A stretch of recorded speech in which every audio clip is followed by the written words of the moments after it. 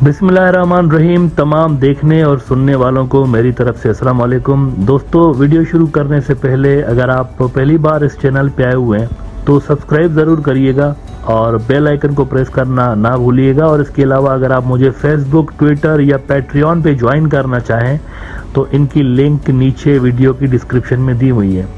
اور اگر آپ میرے لکھے ہوئے بکس پڑھنا چاہتے ہیں تو اس کی بھی لنک نیچے ڈسکرپشن میں موجود ہے. کچھ مہینے کے بعد بنگلہ دیش کے اندر الیکشنز ہونے والے ہیں اور ان الیکشنز کے حوالے سے پچھلے 1-1.5 سال سے لے کر براڈر ویو میں میرا یہ موقف رہا ہے کہ امریکہ چائنا کی کولڈ وار کے چلتے بنگلہ دیش افورڈ نہیں کر سکتا اس وقت کہ ادھر کوئی اکانومک یا پولیٹیکل ڈی اسٹیبلائزیشن پیدا ہو جائے، کیونکہ پولیٹیکل ڈی اسٹیبلائزیشن اگر پیدا ہوگی تو اس سے اکانومیکل ڈی اسٹیبلائزیشن پیدا ہوگی اور بنگلہ دیش کی اکانومی بھی اس سے ہٹ ہوگی. لہذا ضروری ہے تمام پولیٹیشنز کے لیے وہاں پر جو موجود ہیں کہ کسی کنسنسس پر پہنچیں، کسی ایگریمنٹ پہ پہنچیں اگلے الیکشنز کے حوالے سے اور سموتھلی الیکشنز جو ہیں وہ کنڈکٹ کروائیں. اگر الیکشنز کنڈکٹ نہیں ہوئے سموتھلی تو پھر لا اینڈ آرڈر خراب ہوگا اور بہت سارے مسائل جو ہیں وہ ایکسپیکٹڈ ہیں. وائلنس کا فیکٹر ہمیں نظر آ سکتا ہے.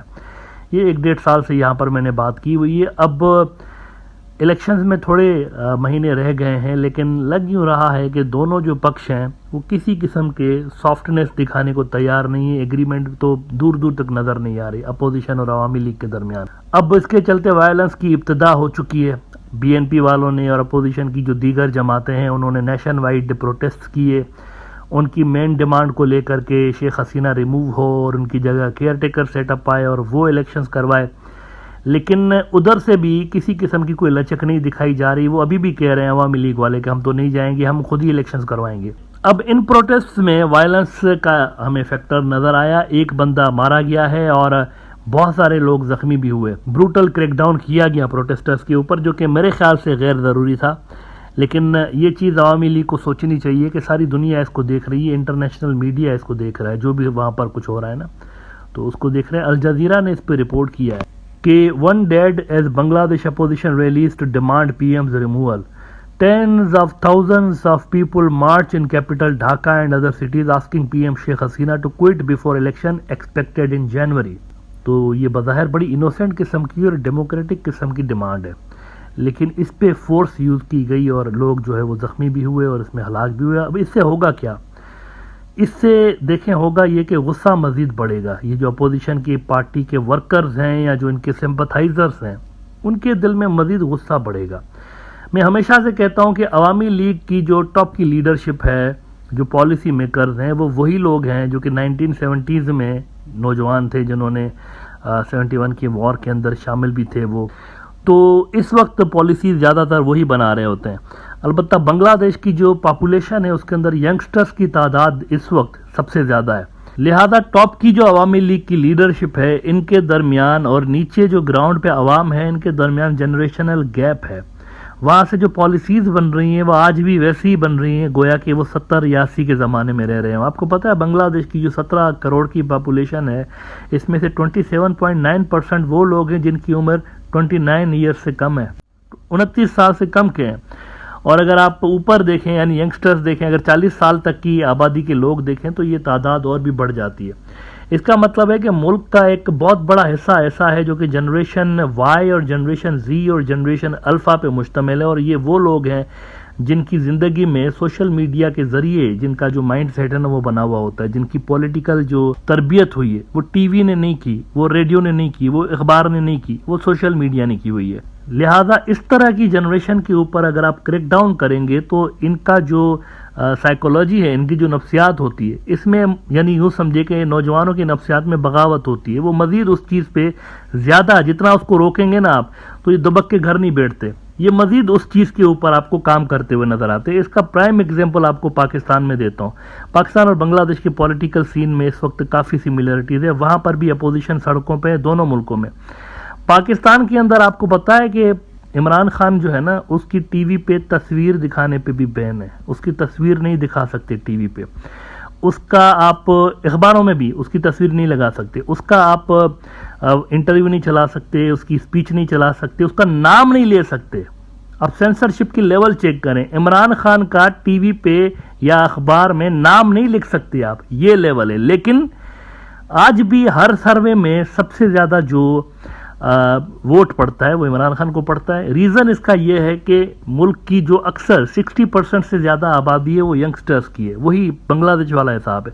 وہاں پر بھی سوشل میڈیا نے بڑا رول پلے کیا ہوا ہے پولیٹیکل نیریٹو کو شیپ کرنے کے لیے, اور ینگسٹرز جو ہے وہاں کے ٹی وی ریڈیو اخبارات کو کنٹرول کرنے کے باوجود بھی ان کی پولیٹیکل جو تھنکنگ ہے وہ کنٹرول میں نہیں آ رہی. پچھلے دنوں یہ ہوا کہ عمران خان نے ٹک ٹاک پہ ایک اپنا اکاؤنٹ بنایا, اس کا ہر جگہ پہ بین ہے تو اب وہ سوشل میڈیا یوز کرتا ہے. ٹک ٹاک پہ اس نے اکاؤنٹ بنایا, 48 آورز کے اندر اس کی جو پہلی ویڈیو تھی اس کو 15 کروڑ لوگوں نے دیکھا. کتنی بڑی بات ہے, 15 کروڑ لوگوں نے اس کا 48 گھنٹوں کے اندر اندر اتنے لوگوں نے دیکھا, اور 20 لاکھ لوگوں نے اس کو 48 آورز کے اندر اندر فالو بھی کیا. تو یہ آج کا دور ہے. یہاں پر آپ اگر اپوزیشن جماعتوں کو اس طرح سے کنٹرول کریں گے نا میڈیا کے ذریعے یا ان کے اوپر ڈنڈے برسا کے, تو وہ کاؤنٹر پروڈکٹیو ہوتے ہیں. تو یہ ان کو جو پرانے زمانے کی لیڈرشپ ہے نا ان کو سوچنا پڑے گا کہ یہ جو ڈنڈے سوٹے یہ کام نہیں آتے. اس سے مزید اپوزیشن جو جماعتیں ہوتی ہیں, عمران خان کو ڈنڈے سوٹے ان سب کو پڑھتے رہیں, اور ان چیزوں کی وجہ سے اس کی پاپولرٹی اور بھی بڑھتی رہی ہے. تو سیکھنے کی بات ہے یہاں پر. انڈیا کے اندر آپ دیکھیے مودی ڈنڈے سوٹے نہیں مارتا. راہل گاندھی جب ریلی کرتا ہے یا راہل گاندھی جب جلسے کرتا ہے, مودی وہاں پر ڈنڈے سوٹے نہیں مارتا. حالانکہ کوئی آئیڈیل ڈیموکریسی نہیں ہے انڈیا کی, لیکن وہاں یہ ڈنڈے سوٹوں والا حساب نہیں ہے اپوزیشن کے اوپر. وہاں نیریٹو کاؤنٹر نیریٹو کی جنگ چل رہی ہوتی ہے. ٹی وی پر گودی میڈیا کو انہوں نے کنٹرول کر لیا ہے, لیکن اس کے باوجود آپ دیکھیں کہ اپوزیشن کی جو جماعتیں ہیں وہ پاورفل ہیں. اس کی وجہ اگین سوشل میڈیا ہے وہاں پر بھی. تو آج کے دور میں یہ جو وائلنس ہے نا اس کا استعمال سیاستدانوں کے خلاف جو ہے یہ وہ دور چل رہا ہے, اس میں وہ کام نہیں آ سکتا. لہذا عوامی لیگ کو بھی وائلنس سے اجتناب کرنا چاہیے, بچنا چاہیے, اور ڈائلاگس کو فوکس اس پہ رکھنا چاہیے. کیونکہ دیکھیں وہ حکومت میں ہے نا تو ان کے اوپر بڑی ریسپانسبلٹی آتی ہے. جو حکومت میں ہوتی ہے پارٹی, پاور اس کے پاس ہوتی ہے, اسٹیٹ کے آرگنز اس کے پاس ہوتے ہیں, تو ان پہ زیادہ ذمہ واری ہوتی ہے. جس کے بعد زیادہ پاور ہوتا ہے زیادہ ذمہ واری بھی اس کے اوپر ہوتی ہے. اب یہاں پر یہ وائلنس تو ہوئی, فورس کا استعمال بھی ہوا, لیکن ادھر سے ای یو کا جو ڈیلیگیشن بنگلہ دیش آیا ہوا ہے الیکشنز کی تیاریوں کے حوالے سے آبزرو کرنے کے لیے, انہوں نے پتہ ہے کیا ڈیمانڈ رکھ دی ہے. دنیا دیکھ رہی ہے نا, دنیا تو لا تعلق نہیں بنی ہوئی. ای یو والوں نے کہا ہے ان کو کہ آپ کے الیکشن کے جو لاز ہیں اس کی ذرا ڈیٹیل تو ہمیں دیں. بنگلہ دیش کی الیکشن کمیشن کو انہوں نے کہا کہ آپ کس طریقے سے الیکشنز کرواتے ہیں, تھوڑا سمجھائیں تو صحیح ہمیں. یہ پچھلے دنوں انہوں نے تمام جو پارٹیاں ہیں ان سے میٹنگ کرنے کے بعد یہ وہاں گئے ہیں, اور کوئی 3 گھنٹے کی میٹنگ ہوئی ہے ان کی الیکشن کمشنر کے ساتھ, 3 گھنٹے کی. ڈھاکہ ٹریبیون نے خبر لگائی ہے کہ E U delegation seeks details of Bangladesh electoral laws regulations.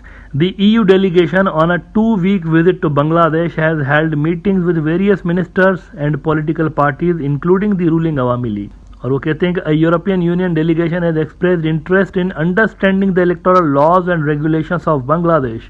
The EU representatives held a meeting with legal wing of the Election Commission at Nirbachan Bhavan at 3 PM on Tuesday. 3 گھنٹے تک کی یہ meeting جاری رہی. لہذا violence کا استعمال state level پر کرنے سے اجتناب کرنا چاہیے. اس کا پولیٹیکل بینیفٹ کوئی نہیں ملے گا. دیکھیں نا, اس کا اگر پولیٹیکل بینیفٹ ملنا ہوتا تو عمران خان آپ کے سامنے کرش ہو چکا ہوتا آج تک. جتنا فورس اس کے خلاف استعمال کیا گیا ہے ریسنٹ پاکستان کی ہسٹری میں اس کی مثال نہیں ملتی. 48 گھنٹے تک اس کے گھر پہ پولیس کی ریڈ پڑی رہی. 48 گھنٹے, یعنی اس کے سپورٹرز اور پولیس کے درمیان آنکھ مچولی چلتی رہی. یہ بھی ہوا, لیکن اس سب کے باوجود کیا اس کا کریز کم ہوا یا بڑا ہے. یہاں پر بھی جب آپ کسی پولیٹیکل اپوننٹ کے خلاف فورس یوز کرتے ہیں تو اس کے سپورٹرز جو ہیں وہ مزید آپ کو ریسپونڈ کرتے ہوئے نظر آتے ہیں. تو وائلنس سے بچنا چاہیے, بیکاز بنگلہ دیشی economy can not afford this violence. Pakistan آپ کے سامنے اگین ان سے بڑا کچھ ہے سیکھنے کے لیے. $16 ارب سے پاکستان کے ریزرو $3 ارب پہ آ گئے تھے پولیٹیکل انسٹیبلٹی کی وجہ سے, اور وائلنس وہاں پر بھی تھی. لہٰذا ابھی بھی وقت ہے اپوزیشن کی جماعتوں کے پاس بھی اور وہ جو گورنمنٹ میں بیٹھی ہوئی جماعتیں کہ وہ کسی کنسنسس پر پہنچیں الیکشن کے حوالے سے اور وائلنس سے اجتناب کریں, کیونکہ اس سے کسی قسم کا سلیوشن تو نہیں پیدا ہوگا, مزید معاملات خراب ہی ہوں گے.